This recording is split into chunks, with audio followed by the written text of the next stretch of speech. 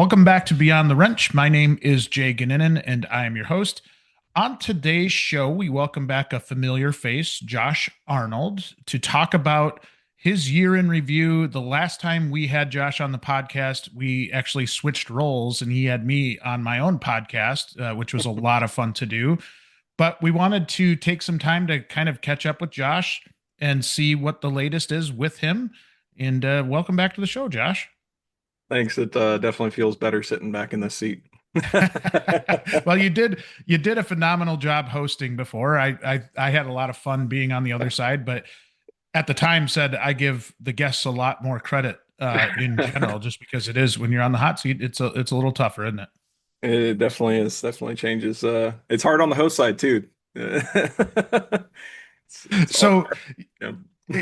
so you've been up to a lot this year, and the reason why we wanted to have this episode was to one just catch up with you. I always like learning the latest about what's going on in your life Yeah. and in your career, and to kind of chat through maybe some things you've learned over the course of this past year. So, tell us a little bit about how this year's gone. Yeah, yeah, What yeah. still at the same dealership, right? Yeah. So catching you guys up last week kind of left off was my move down to Texas. We had talked about kind of the big transition, the ridiculous amount of work that went into making that happen.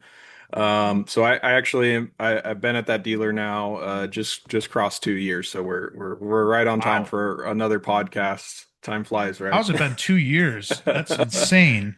But I've been keeping busy as I normally do in that time frame. So the last time we left off, I was at the New Brew shop, is what we called it, our secondary location, and I had settled into that. I got to start teaching apprentices again. And the first thing I kind of wanted to catch you up on was a story that I had with one of my latest apprentices.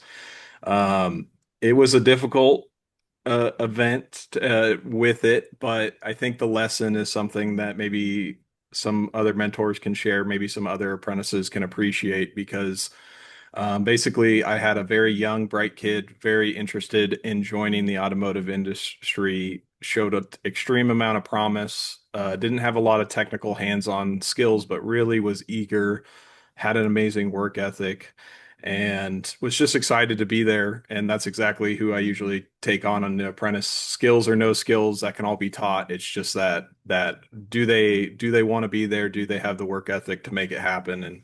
And he lined up with all of that. Um, so he graduated his high school program. He had been at a high school automotive program for quite some time, had a really good instructor, and had some basic understandings, of course, of the automotive field. That being said, of course, dealership environment from high school, as we all know, is probably not the same, right? So we had done a couple of months where he was after school coming in, hanging out with me for a few hours. So by the time he graduated, he actually did have a decent understanding of kind of like what he was getting himself into. And we had a good understanding of how he was going to kind of fit into everything. So we took him in under an apprentice and started working with him. And in about a month and a half, we started to run into some trouble. Basically, we were having some motivation issues and having some timely issues, basically not showing up on a timely manner anymore. And I knew the kid just because with any apprentice, I really try to get involved in their life. I mean, he would come over and have dinner with us, and we had a very good open dialogue. And what I started to realize was more and more that what he wanted was not in the automotive industry, and what his skill set um, he had did not line up with the automotive trade. And I think I realized it a lot sooner than he did. And he was, you know, so gung ho and set on following the path of kind of my footsteps, and he was very motivated, but almost to a detriment at this point because he just didn't want to see the reality of the situation. And it was a hard experience for both of us because I'll be honest, if I had been in a different point in my career, maybe 2, 3 years earlier, I probably would have pushed him to stay in it because he had the skills to make it work. I have no doubt he would have figured it out, but it just wasn't what was right for him. And Yeah. and when he finally found that out, it was hard to accept, but we ended up hitting a breaking point where he had showed up late multiple times, and I had to formally fire him as an apprentice. And I told him when we kind of ended it all, and of course we still talk, and it's not like we're saying goodbye forever, but it was the most casual firing you'll ever see. I promise you that. But we had basically ended up. I told him, "Hey, you knew the expectation was that you were going to show up on time. This has not happened, and I'm sorry to do this, but I have to stand by my word." And I let him go, and I said, "I think that the problem with you not wanting to get here in the morning is not that you can't do it, but because you don't want to You be don't here." want to. Yep. And when he finally got over that that phase of frustration and being a little bit angry with me as anyone would, he realized that we were right, that it wasn't for him. And the really cool part of this story was that he did end up going into something that he really aligned his passion with, talking with people, being very communicative. He was always a good salesman. I mean, he sold himself to me so well, and I always told him that. And so he ended up going into phone sales, and he has been extremely successful in it just because, again, he has found his passion. I Something he's mean, good, but yeah. something he's good at. He enjoys his job, and it might be ridiculous to say phone sales is it, but like it's just the act of doing something that he is passionate about. And I was really proud of him, and I was also very proud of myself in that moment because I had help someone get to where they really needed to be. And the true thing about mentorship is that doesn't always mean that they're going to be following With in you. your footsteps. That doesn't mean they're going to end up with you. But if you're a good mentor, you're going to get people where they need to be, line up with what they want to do, and help them succeed in that. So that was a yeah. So couple questions for you here. How long was he with you? So the after school program was about 3 months, and This then was high school, right? He was yeah, a youth yeah, yeah. apprentice. Yeah. Yep, Yep. yep. It was super cool program. Loved it. He got to see a lot of the shop. And obviously we were only working together in 2 hour segments. That's a lot different than a full day, right? So he did about a month and a half, and that's when we started to run into the bumps, right? The difficulties, the actually getting pushed. But he took it with strides. Like he always had the greatest attitude about it, and I'll always appreciate that about him. But again, that's about when we started to see it. And if it, yeah, Well, that I think is important. So you have 3 months invested in the student, yeah, and I talk about this a lot because I think this is important for people to understand is that you invested 3 months with this person, put some time into him, and especially you're personally invested. You have him over for dinner and yeah. are really trying to get to know him.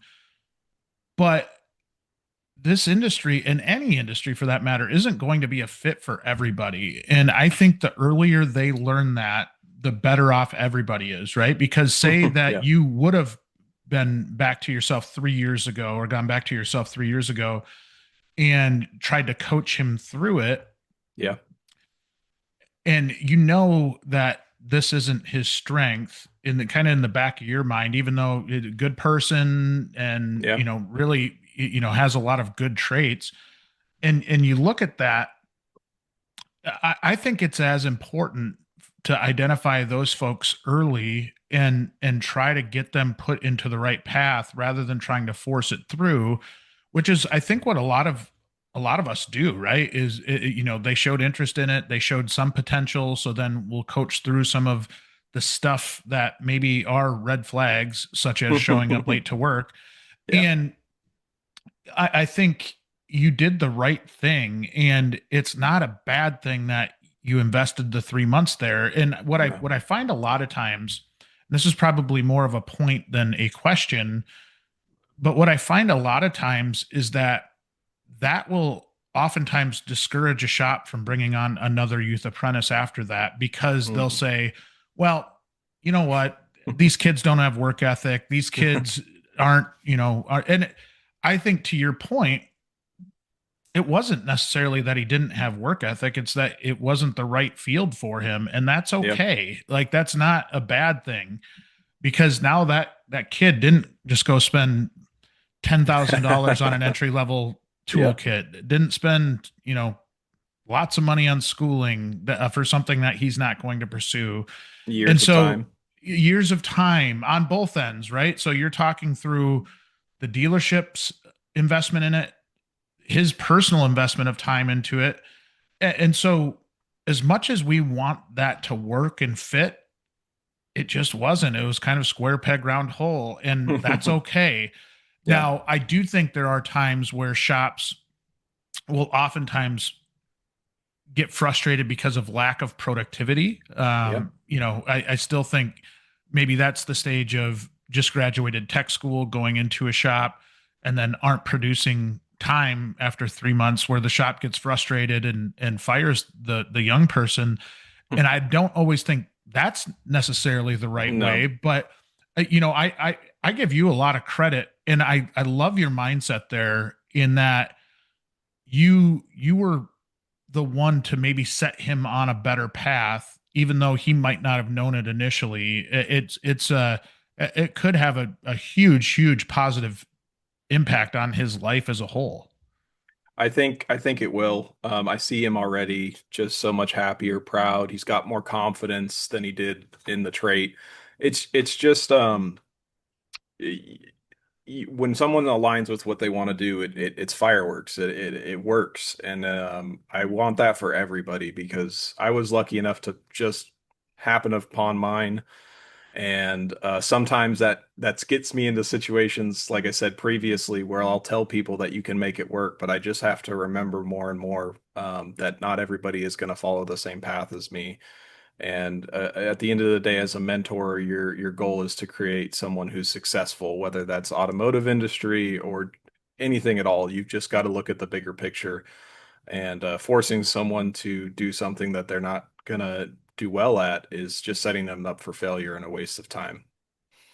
Do you think in a scenario like that, where maybe he goes into phone sales, he could come back as a service advisor, or could maybe he's got a little bit of time in the shop, which I don't think is a Yep. bad thing, but I always look at that as maybe potential for, maybe he finds his footing in sales and Yeah. feels maybe a little bit more confident. And because you've developed that relationship, that down the road you might be, hey, we've got an open service advisor position. And I think, while you didn't like working on the cars, this could be something where you could make an even better living for yourself, right? And use some of those Yeah. sales skills you built selling phones. Just I always kind of look at the opportunities of maybe that boomerang effect, and the fact that you still left on good terms with him might open that door down the road to Yeah. where he could come back and go into a position that better fits his skill set. We still talk on a monthly basis. He still asks me questions that aren't preparing, obviously not fixing vehicles right at this point, but he still asks all the soft skill questions. He still asks, how do I approach my I boss with a love that. difficult conversation? And all my apprentices, I try to continue to touch base with them as much as possible. A few of them have fizzled out, but the ones that really stuck it out, whether they're in automotive or not, we talk usually on a monthly basis. So I think it's just understanding that when you invest in people, it's not a one and done. It's not a I'm not getting paid for this anymore. I'm out, right? You've really got to want to do it all the way, and that's where it's most rewarding because the ones that I've continued to talk to have done really well for themselves. They've found their way in life. They're getting married at this point. Some of them, they're starting to understand the bigger picture. They're going through some of the things that I was going through when I first apprenticed them, and they get to ask me the questions now about how I would do it and how I would deal with it. And it just is, it's a full circle feeling. Super proud of it all and hope to continue to invest that much into people as I You get. should you should be proud of that. And like, you've always been that way. We talked about in past podcasts how you were mentoring even more experienced technicians and taking the ASE tests. And I always thought that was a really key sign of a leader, or an early sign of a great leader. And as you progress through this, one of the things I think I'm most proud of you for is that you're addressing something that I think most technicians have issues with, which is, and we see this in the Voice of Technician survey every year, right? Where Yeah. they talk about the lack of respect from their leadership. They talk about the lack of communication from their leadership. They talk about all of these things. And at the end of the day, I think technicians, like most people, just want to know that, you know what, my boss is in my corner and Yeah. they have my back. And in most cases, I would say they probably don't feel that way, or not most cases, a lot of cases. Yeah. And just you having that personal connection with them shows that you care about them as a person, and you're not just saying that, right? Because how Yeah. often do we look at a business and say, the business Family. will talk about, yeah, we're family, and all of this stuff, that when that person gets inside those four walls, Yeah. all of a sudden doesn't feel what they're saying to the public, right? And so Yeah. I think there is so much value in what you're doing, and you're building lifelong friends out of it, right? I Like am. people Yeah. that, even if you're not working alongside them, you're building people that, you know what, maybe they'll return the favor someday, and you Yeah. just never know how, but you've got more allies out there than enemies, and I never think that's a bad thing. No, I'm super proud to be able to do that and what was given to me and return it to the industry because I wouldn't be where I am without people that have done the same for me. So it's just the right thing to do when you're given that. But yeah, that was one of the big things from last year that I wanted to share. I think that lesson is important, and it was a hard lesson for me to go through personally. I struggled with it. I didn't want to let him go and let him Oh, um, firing people sucks. It's yeah, yeah. never fun. Never And fun. it's hard. It's just a hard thing to go through on both sides. I don't think a lot of people maybe understand that. Now, obviously, if the leader doesn't care, it's probably different. But for the most part, firing is difficult on both sides, is what I can tell you that.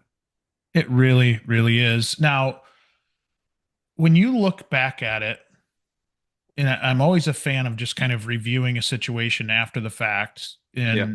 and being able to really kind of pick it apart and see where were there opportunities to maybe have a more successful outcome. And when I look at something like a youth apprentice, do you think there were opportunities, or maybe not opportunities? Do you think there were signs that maybe he wasn't going to be a fit from the start, but you might have kind of talked Push. yourself Yeah, into, yeah, yeah. yeah, well, you know No, what no, I'm no. saying? Like talk I yourself around those things. There probably was. I was just probably not experienced enough to catch him. And looking forward now, and I can tell you my advice to people has changed since dealing with him because I have always looked for work ethic and want above anything else. But now I guess you could say I'm looking for very specifically what they want and what drives them rather than just more of an open slate that I was before. So I've refined it a little bit. How do you think that would change your approach in kind of that initial interview process? It's going to come down to just asking the right questions. Like, he was very interested in cars. He wasn't so much interested in the repairing side. He loved being there and he liked the challenge, but he didn't get satisfied the same way that I guess I would after something, right? And it's hard to tell in the early year because you're not satisfied Very with a hard. lot. You're really not. Like, there's not many times where you're like, yeah, that was great. Like, like let's be honest here. It's a hard thing. I don't think I'm ever going to get this right. I think each person's going to be different. I could tell you that Agreed. if you were to look at me walking into the automotive industry when I first started, there's not many people that would have taken me and not many people that would have stuck with me long enough to make it work. So I have a hard time turning people down just based on lack of success early on.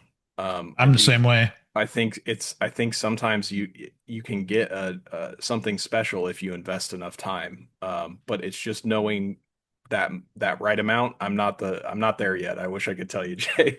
I'll sell you a Well, and course once I figure it out. well, and I do think over time I've learned some things there too, right? In Yeah. that you I have seen the technician that comes in and really struggles at first, but all of a sudden the light switch goes on and something Yeah. clicks, and all of a sudden they're not like a great technician, but you can tell They're they building. just start to get it, and there's something to build off of foundationally, right? Right. And so, like, as I dissect this, I do want to dive into this a little bit more because I think it's fascinating in that when I've always talked about, especially if you're talking about youth apprenticeships, which if you're a shop out there not doing youth apprentices, youth apprenticeships, I think you need to look at it because it can have a really, really big impact. Now, the way I kind of systematically look at it in my head is trying to get students. I was about to call them kids, and I guess some in some cases they are. But when you're looking at that 17-year-old that shows interest in our industry, I'm such a huge fan of getting them in for a job shadow and really kind of getting to have them work alongside you. Most of the time, they're going to be really nervous and Yep. maybe not in a comfortable position. So they might not truly act how they really are, if that makes sense.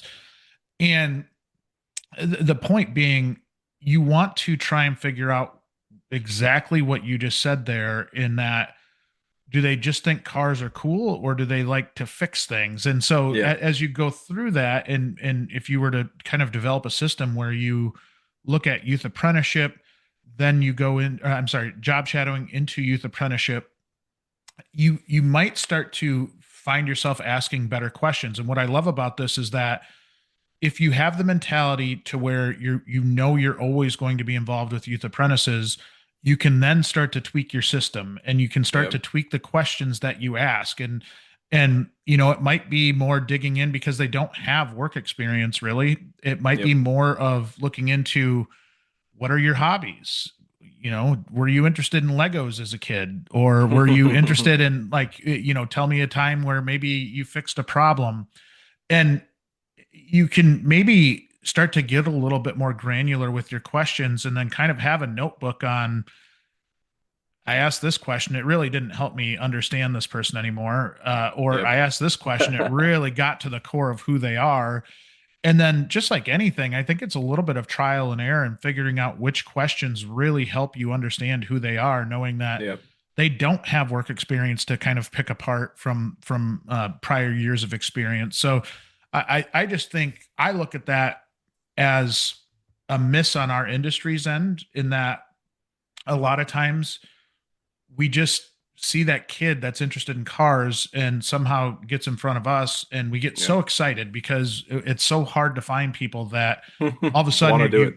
you have this kid that wants to pursue this career, and we get all giddy and excited about this person that wants to come in. And Yeah. a lot of times it is that first 2 or 3 weeks or a month or two that where everything's going well, and then everything falls apart when they really kind of learn what What the it is. industry is. Yeah. And Yeah. on the opposite side of that, I think we've all seen the ones where they come up like you, where you're genuinely interested. You're trying to learn more. Talking back Yep. to how you approach flat rate to start off with, and wanting to stay extra hours to learn how to do something properly, knowing that you're not going to get paid for those hours. Like, there's just so much where I think we could do ourselves a favor by not hiring quickly there and really going through a process and due diligence rather than rushing into it. Because I think the general perception is, well, we're not paying this kid a whole lot. Like, we Yeah. don't, if it doesn't work, we're just going to let him go. But you're failing to recognize the time investment, the training investment. And if it's not truly somebody that fits your culture and who you are, it's probably never going to be a fit. So, regardless if they're interested or not, you Yeah. have to take those young people pretty seriously, because if you don't, there's a pretty good chance you're going to cycle through them consistently. You're going to get frustrated with Yep. the apprenticeship model as a whole. But I can tell you, it is worth it, even if everyone doesn't work out. Even if you do have some struggles, if you view it as, okay, I'm going to refine my strategy every time and really refine my system of developing people, Yeah. you're going to have a much better team at the end of the day. 100%. I don't think I ever shared this with you, but I do know from when I came into Corvallis that they had, I think, nine or 10 former T10 students that all fizzled out on them. So I mean, for you got to think at the big picture there is that maybe you could consider 1 out of 10 successful in that. And by the time I came in the door, I was the 10th one, and they did not have any hope. I can tell you that they did not have any hope. Well, Um, and the way I make it sound is like, oh yeah, every single one's yeah, gonna work yeah, out. And I'm yeah, like, that is not the case. And I think if you do get to the point to where, maybe you can get that to 1 in 3 workout or one in yeah, four a workout, little better. yeah, because you're going through. And I think the 3 that don't work out or the 9 that didn't work out, you don't treat them poorly Yeah, because they didn't work out in our industry. Because guess what? They're from a new car dealership perspective, they're probably going to be customers of yours someday. They're probably yeah. like, depending on what their experience is, all 9 of those people are going to go home and tell their families about their experience there, Yes. good, bad, or ugly. And so, I think there's more of a long range play here where you've got to take it seriously. You've got to be able to understand that you are truly impacting people's lives, and Yeah, at a young age, it's big.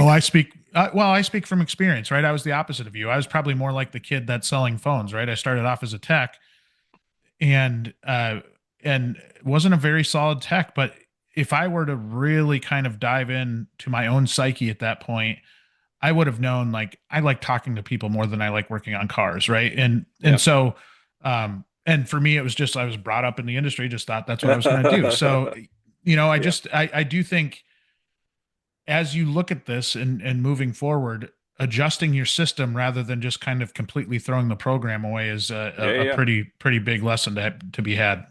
I fully agree. It takes time and investment, and you're not always going to get it right. We don't No. we never expect that anywhere else, but why would we expect that with apprentices, right? So,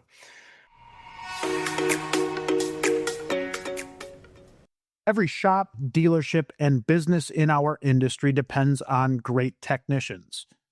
Between the technician shortage, disconnected school relationships, and lack of trustworthy workforce data, it makes it difficult for shops to plan, hire, and grow.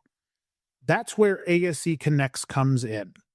Created in partnership with WrenchWay, ASE Connects is a membership designed specifically for shops like yours to help you build a stronger technician pipeline by connecting with schools, empowering you with tools and data to improve your recruiting, retention, and performance. With ASE Connects, you can connect with local schools through School Assist, start building relationships, and support the programs that educate our future technicians. You can also access verified data on technician pay, benefits, and labor rates through the Industry Data Exchange so you know how your shop compares locally and nationally. Lastly, you can get proven strategies for leadership, employee development, and shop management through members only guides, templates, and events. Join ASE Connects to strengthen your workforce and build a stronger, smarter shop. Learn more at wrenchway.com/solutions/shops or follow the link in the show notes. one of the other things that I did that was really exciting for me this year is I sat well, I didn't sit. I stood in front of 150 technicians and talk to them about something that probably most technicians don't like talking about or don't like hearing about either. I don't know how much we've talked on here, Jay, but I think you know that I'm pretty heavily involved in video MPI. I'm very passionate about it. It's something that I've done for many years now. And so one of the cool things that I got to do this last year was I got to go to all of the stores in my group and do formal training for technicians. So I got to get them in a classroom and discuss VMPI, best practices, some of the things that I do.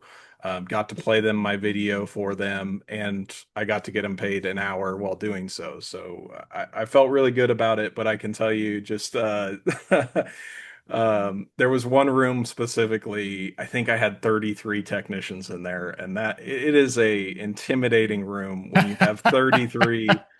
They're not all grumpy men, but they might as well be like I don't think any technician's happy getting pulled out of the bay for VMPI training. Tell But them to man, relax. They got paid an hour. yeah, I told him, I said, this takes 45 minutes. You're getting 3/10. You're getting a cabin filter on the house. Um, and it was quite a surreal experience getting to do this. But man, did it make me a better public speaker? Did it make me better at talking to technicians? But at the end of the day, like not all of them took it super seriously, but I did get some that were so grateful for it. And some that made changes that didn't even talk to me at all. And the biggest lesson I learned there was that while I didn't get a response usually in the group setting, if I would go talk to them at their bay after the class, I usually got a little bit more out of them. They did take things home. They just didn't necessarily show it, right? That was a crazy experience getting to go to all the different brands, meeting technicians all across the company and getting to speak to them. It was an awesome thing. How nervous were you? The first time, let's see, I practiced the presentation at least 22 times before I even stepped in a room. And Not surprising to me. I had to deliver this to all of our leaders. So I had to give it, and because it was involving fixed ops, I had to deliver it to all of our other teachers that teach classes in our group. And then I also had all of the higher management up there as well. So I had this loaded room of the like top of the top people, and that was probably the most nervous I've ever been delivering to that room. Uh, because I mean, Good for you. I had done public speaking before in different settings. Talking to techs is one thing. Talking to service leaders and high ups, trying to present an idea that most of them probably don't fully grasp. It was good, but I survived. I made it through. Well, so let me ask you about this part because there might be some technicians listening to this that are saying, "Well, I'd like to do something like that someday."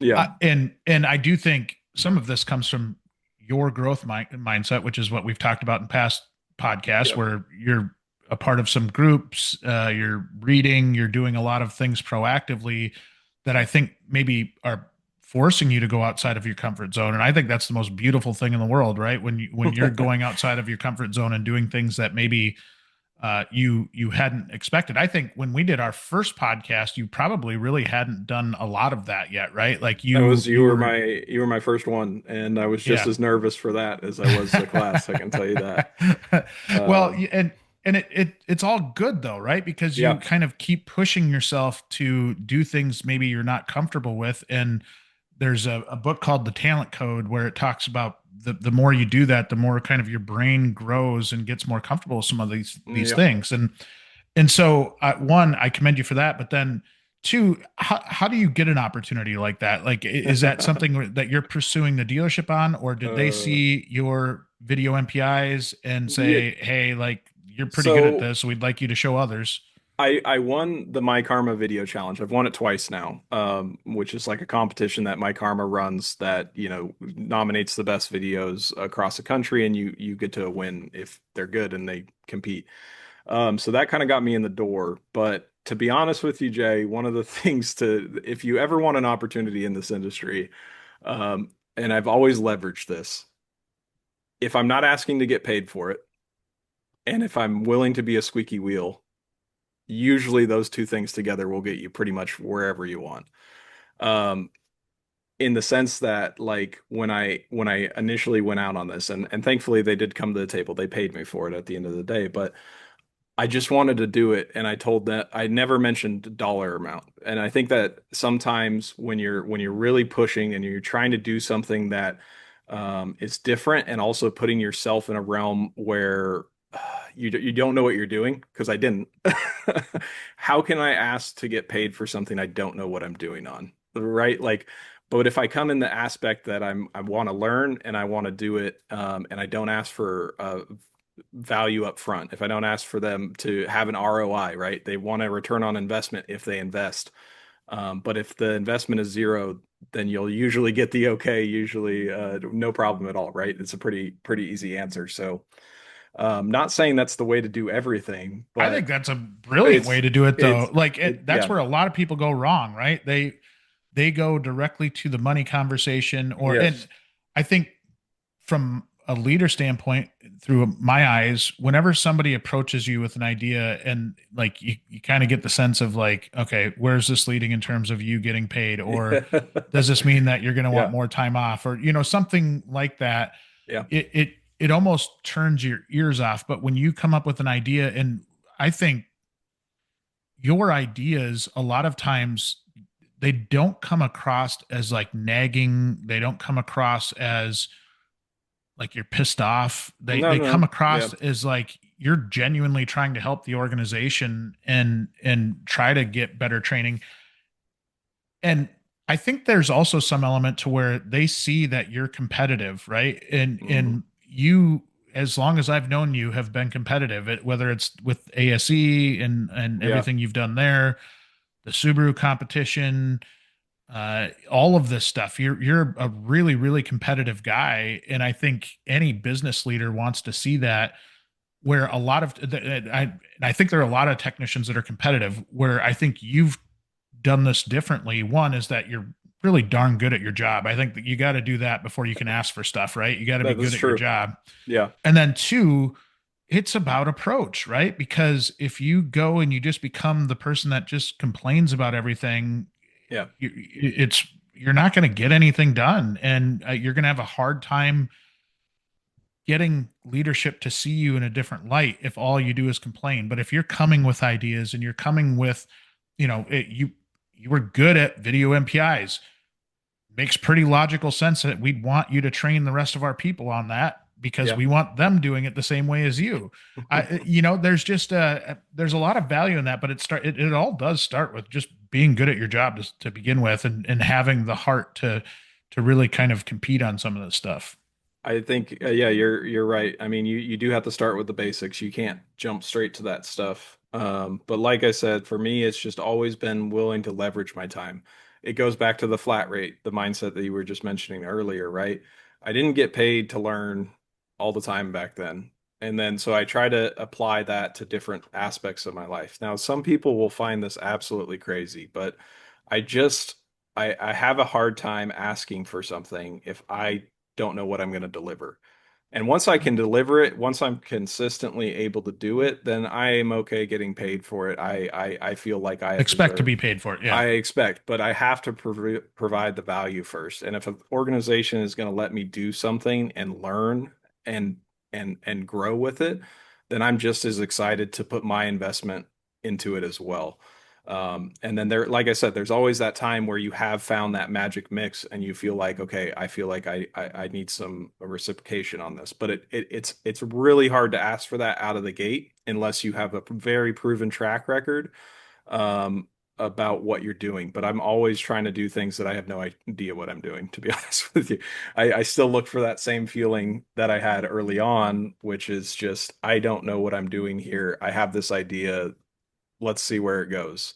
And that's kind of where this took me. And man, did it turn out to be a fun time. And I got so much experience from it. I got to travel a little bit around Texas. Um, it was just really cool. It was a great experience all in, and I'm so grateful that I stood up and did something that made me so very uncomfortable. And I can tell you now that I can speak in front of a group of at least 33. 35 might break the bank. We don't know for sure. I think you're going to be fine. I think you're going to be And fine. and if I can deal with that crowd, I can deal with any crowd, right? That's the way I see it. So I got a lot from it. I got to improve my videos by talking to technicians that do it as well because I don't know it all. I don't teach like I don't teach to change their way of doing things. I just want them to have the skills to do it a little bit better and a little bit more polished. I like that. I never try to overreach a technician's ability to do something their way because that's what we love about technicians is that you tell them to do it one way and I swear to God in 3 tries they're going to find the better way to do it and it'll be faster, more efficient and the quality will still be the same. I mean that's the beauty of it. And that's what I've always appreciated about technicians. Yeah. And I think that's not specific to technicians either. When you were talking about kind of the demographic of the crowd, the ones that are interested, the ones that aren't, it Yeah, doesn't yeah. matter. If you're speaking to a room of 10, half Yeah. of them aren't going to care. If you speak to a room of 1,000, 500 aren't going to care, right? Like, Yep. I think it's whatever. I think the high performers are typically the ones in a lot of those classes.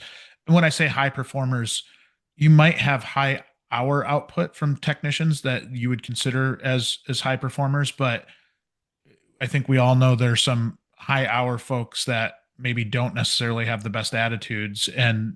and they, they're definitely a step below. Like when you look at technicians, the high achievers in terms of hours that have good attitudes are kind of the pinnacle, and a pretty drastic step below that is high hour producers that have terrible attitudes, and there's a lot of space in between those two, right? and There and is. so when you look at somebody to go and do this type of training, I have to imagine from the dealer standpoint, they look at it and say, okay, I'm not going to put Johnny with a terrible attitude out there to talk to our entire crew, because I don't want I don't want our staff acting like that. Like that's not going to be fun, but Yeah. it's because you've carried yourself in a certain way and that you're doing this other stuff. And I think maybe the most important piece of this conversation so far is your willingness to invest time. And when I say invest, I say invest, not waste time. Invest time early on, knowing that there might not be an immediate payoff, and Yeah. understanding that by investing this time and really working hard at it, I'm going to get a payoff someday. It's just like putting money in the stock market, right? You assume that like you're going Yeah. to, as you add that stuff up, it's going to pay off for you, and it very much has for you. Yeah, yeah, and like I said, I have no idea where I'm going to end up, but I'm just going to keep taking those opportunities as they come along. Which it segues perfect into the next section here, which is we had an opportunity to go into Recon. So after being settled in for about a year and some change at this point, I had an opportunity to step into the Recon department.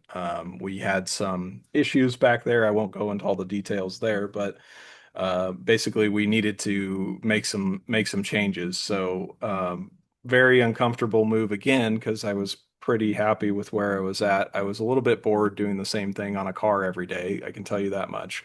I wasn't getting challenged in that way anymore. But I had a very cush job, like best bays in the shop by far. I have air conditioning. I mean, everything is set up. Like if you're talking a prime thing, I can make money. There's no reason to be looking anywhere else. And there's an opportunity that comes up to go be a recon technician and a used car technician for maybe people that don't know. But basically, these roles in dealerships are seen as like the bottom most of the time, like maybe entry level, but also these people are just known as being parts hangers, like just like they're not known to be high end technicians. So when I originally kind of had this opportunity pop up, what excited me about it was all makes, all models. I've been talking about being a dealer technician my entire career. Luckily, working on Subaru and Toyota early on taught me that I'm not just a one trick pony. I don't just do Toyotas. I don't just do Subarus. I've worked on all makes, all models my entire career. Though this was like, okay, well, let's see how good you really are. Because any dealer technician, the second you take the brand away, the familiarity, you're uncomfortable again. You really are, because working on a Land Rover is not the same as a Subaru. It's not. The resources are different. What I have available to me, I don't have the same support system, so it's very, very uncomfortable. And of course, with me, that kind of excited me, and it's like, okay, well, maybe I need to go over here and try to learn how to do all makes, all models. The really cool thing too was the unique opportunity that I got to build and train my own team at this point. So they gave me full reign. At one point, I was the only recon technician over there, which was absolute insanity. Would never do that again. Um, Especially a and high volume dealership like that. no, Yeah. yeah, it was like 50 cars a week. It was stupid. And I didn't keep up. Don't get me wrong. There's no way I could have done it. So that's why we started to pull help. And I don't know if you've ever tried to hire for an all makes, all models technician at a dealership that works on Subarus, but it's a little bit difficult. Like the people that you're trying to recruit are already in independent shops.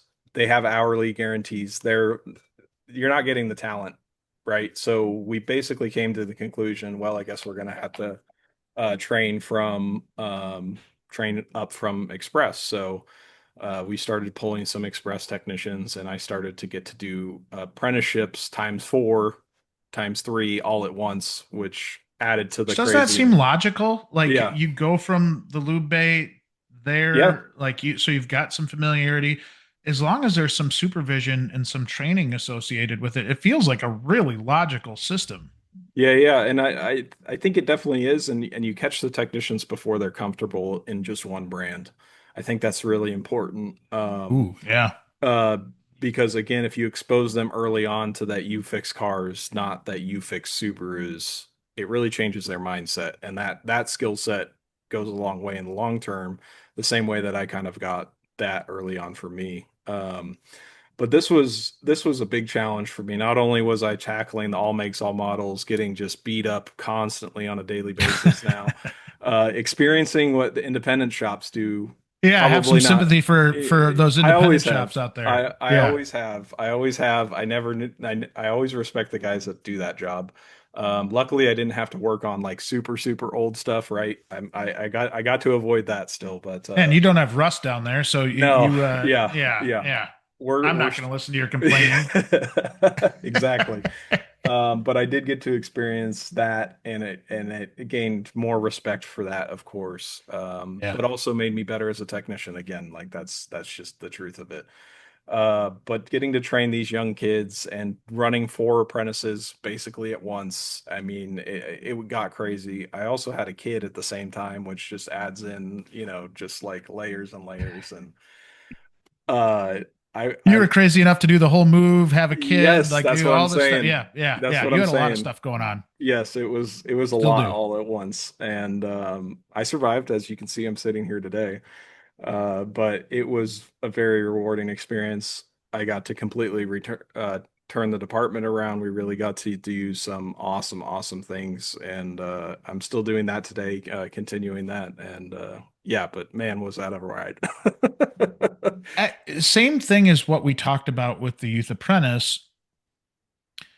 I think there's so much value in from the dealership's perspective of being able to deploy you into fixing the Yeah, recon department, right? Because now when you send one of your more experienced people and one of your better people to a what is perceived as a lesser position and they fix things, you learn so much in that process and things that you yeah. can change and things that, and even for you it has to feel like I'm having an impact on Oh yeah, this dealership at a greater level. And so you're almost turning into that fixer, right? The one yeah, that, you're teaching people how to do video MPIs, you're helping fix the recon department.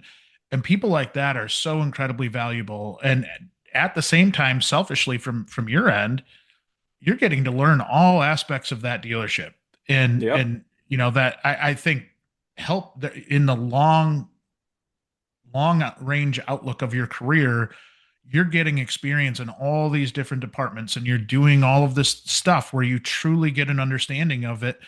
And I always said early on in my career, when I got kind of thrust into that fixed ops manager type role or hmm director role, fixed ops director role, you I didn't go through all of the positions. I didn't know the parts department very well, and I knew it kind of, and I did research and yeah, really studied it. But it's one thing to do that, but I really hadn't worked behind a parts counter. I'd worked on a parts phone before and did kind of customer service on the parts side really early in my career, mm, and I love that job.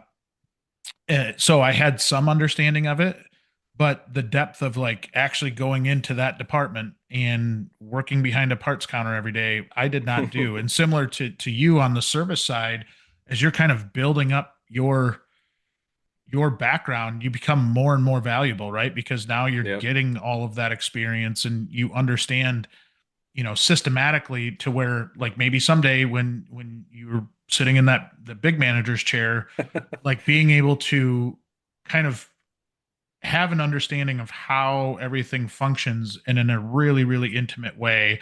And knowing like, I think there's so much value, again, talking to Josh 10 years from now, where you could, if you're directing somebody and maybe they're trying to BS you a little bit and you can say, no, I know how this department works. Like I know everything about it. It makes a much, much better manager. I'll tell you that. Yeah, and I don't know where it's going to lead me. And like I said, it's just been kind of rolling with it, and the opportunity rolls up, and just being able to take that. And the kind of the last thing I wanted to cover here, and this is so important to technicians, and I feel like this is hard. And what I mean by this is like, so a technician's going to reach a point in their career, and probably more so nowadays than ever before because of the market that we have for technicians. But like, I don't know if you've ever been asked this question, but I've been asked by my apprentices a lot, and people I mentor, and just people I'm around, is like, when do I take an opportunity? When do I leave where I'm currently at to pursue something else? And when do I step into that? And as someone who's now done it quite a few times, probably one too many at the current standpoint, um, I just think that the biggest thing that I've learned in all of the moves that I've made in my career is that it's trusting your gut. Usually when people come to me and they ask me, what do you think about this? When should I go? I tell them that the answer is pretty much the same every time, is that you already know your answer. You want me to tell you. To You, validate it. Yeah. you want me to give you the confirmation so that you can step into that uncomfortable feeling of, you know what your job is right now. You know what your toolbox is. You know where all of your stuff is. Everything's comfortable. You want me to tell you that you should stay in that, or you should go, just because you already know your answer. You just don't want to admit it, you know? And that's hard. It's easier said than done. As someone that's sat in that opportunity, it's easy to zoom out and be like, yeah, of course, like that's no brainer, duh. But when you're in that moment, it's difficult. It really is. And I feel for technicians that have to go through that. And sometimes that decision is forced upon you by something that is done. Sometimes that decision is something that pops up in just conversation, and you don't realize how quickly it can happen, but it puts you in a really uncomfortable state. It really does. It's a great thing to talk about.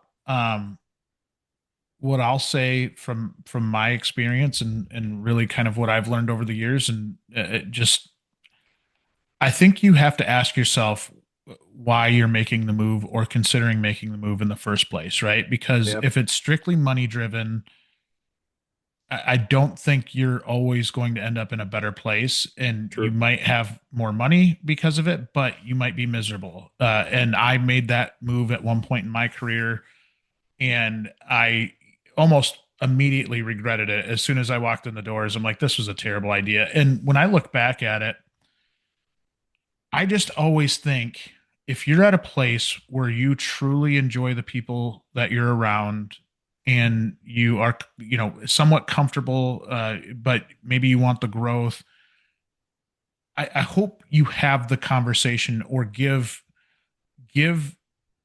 the shop that you're at least the opportunity to have the conversation with you, because I think the more open and candid you are, and this is something I wish I would have handled differently when I was younger, but I think the more open and candid you are with your team, and then, I think you have to manage your expectations a little bit early on in your career too, right? Similar to what you were talking about and putting the time investment in, and then not having the immediate expectation of getting paid. I think I do think this is where a lot of our young people get themselves into trouble a little bit, is they'll hop around to get themselves a raise Yeah. every time. And while that might be better for them financially early on, I think it might hurt them later on. And the later on is the important part, because that's where you'll actually make some money, right? And so, Exactly. I think if you can live within your means and be comfortable with the salary you're making, granted, maybe you're not going to get that boat immediately, but if you can delay that satisfaction just a little bit, and I think looking back early on in my career, I always felt like I was getting behind, right? Like I was like, oh, I've been stuck in this position for 2 years. I can't be stuck here. And when you look back over the course of your career, 2 years is nothing. And even 5 years is nothing. And Yeah. if you can get great at what you do, be like the people that you work with, I think that is such an underrated part, right? And I think where a lot of technicians get miserable is maybe they do make those hops and keep hopping, and they might along the way find a shop that they really like, and they like the managers, and Hmm. they like the ownership group, and they like the people that they're working with. And regardless, there's probably one grumpy old guy like in the corner somewhere. Like it's more, I think it's such an underrated piece to happiness. I think if you look at it and really search for like happiness versus just the dollar, Yeah. I think there's so much value in that. And I do think the dollar comes as a result. It's more of, I think where if you're constantly searching for that $3 raise, that $5 raise, whatever it is, I don't think you're ever going to be happy. And I think that's where you have to be able to understand that the people around you, wherever you're working, have such a huge impact on your happiness because you spend so much time with them. And so I look at that, and then you see people that have stuck with the same company and have put in the effort and done really, really well, and seeing their progression. It might not be the immediate, like, oh, he jumped Yep. from here to here, but like took steps and truly learned every piece of the operation. And I think that's the key is if you get into a place that you really, really enjoy and like, and then you can help. I think it's easier to buy into the grander vision of the company, right? Because you Yep. get in there and you see, maybe that path, and you see others that have been promoted from within, and you start to kind of look at that. Now, could you skip around your way to get to the same spot? Yes. Yeah. And it's just more if you find that place. And if I were to tell myself something as a younger person coming into this industry, if you find that spot where you just love the people you work with, that makes life so much easier. And when you go into battle every day, that is such an underrated piece. Yeah, yeah. Having a good support system is crucial. Um, and just to technicians that struggle with that choice, it's more than just a dollar, you know. And sometimes an opportunity will actually come at less dollars. I can tell you I've seen that before too. And especially when you're progressing to a new role from a technician, sometimes that dollar amount is going to be less, and that's uncomfortable as well. But just trusting your gut and knowing what you want and being willing to get uncomfortable are things that if you get uncomfortable being uncomfortable, as cheesy as that line sometimes is said, Yeah. it is truth that if you just accept that, sometimes things aren't going to be comfy all the time. It makes things a whole lot easier. And I think I read somewhere not too long ago, like if you're comfortable, you should feel uncomfortable because something bad's about to happen, right? Like you Yeah. kind of have to keep pushing yourself. And I think the more you can, and as somebody like a business owner now for 9 years, 9+ years, I've had no choice myself, but I also think it's created so much growth in me and so Yeah. much the ability to understand maybe the grander picture of things. That's one opportunity I think for technicians to really dive into as well, is like, how do I understand the grand scheme of things? And maybe, we talk about this a lot, and I think I've talked to you about this before, but understanding the difference between the posted labor rate and what Yep. I'm being paid, and there's a big variance there. But There is. understanding there's a lot that goes into that variance there, right? Like there's a lot of overhead, Mhm. and the cost of insurance, the cost of taxes, the cost of so much that goes into that. And granted, are they making money as shops? Absolutely. Do we need them to make money as shops? Absolutely. Otherwise, there aren't going to be any new tools. There aren't going to be Exactly. the new facilities and the stuff that you need to be happy. So I um I just think that part is oftentimes underrated as well, just the understanding of the business as a whole. But great advice in general from you to those younger techs. And I do think even more experienced techs, like that's almost where you kind of want to push them a little bit too, to say, okay, if you already have the answer and you're just looking to me for validation, Tough love. yeah. Tough love comes. Yeah, and I see it a lot. And it's just I've been there. I've been uncomfortable. I mean, for God's sakes, I moved halfway across the country with a 3 month old. Like I don't think I'll You're a ever glutton be for that punishment. uncomfortable. Yeah, I guess so. Flat rate has taught me that. I guess that's what I can say, you know. Um, Man. Well, you keep doing great things, and I think your passion for being able to share that with others is hugely important. It's why you've been our most frequent guest on the show. It's always like I'm always learning something from you, and just hearing through kind of how you're approaching things. And in my eyes, you're really setting an example for so many others in the industry on not just settling, but constantly getting better, constantly. We talk about ASE and your pursuit of that, yeah. and just like not even just ASE, like you're all the factory certifications, all the like you're literally trying to drink from a fire hose. You're trying to do all of this stuff, and you're Yeah. doing phenomenally at so much of it. So I think you're a perfect example of what's great about the industry and the opportunities that come for those that really work hard and have a positive attitude and do things the right way and truly care for the people. I think that maybe makes me the most proud is how you're treating other people as you're going kind of through the steps of the journey, right, of your career. Yeah. And yeah, you have a good heart, and I think we need more people with that good heart to help And kind of move this industry in the right spot. And I hope the most part about hopping on here and talking is not only does it make fun to watch in a couple of years, but it I just want people to know that it's not all sunshine and roses over here. Yeah. It Yeah. sometimes looks like that from the outside, especially now. I found it later in my career.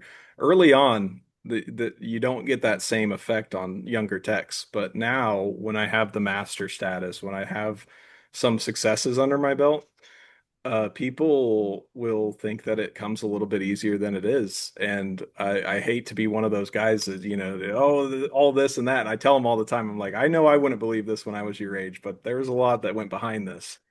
Um, and just being able to try to provide that reality to some younger people, even though probably half of them won't listen like I didn't, which I can understand. Nor did I.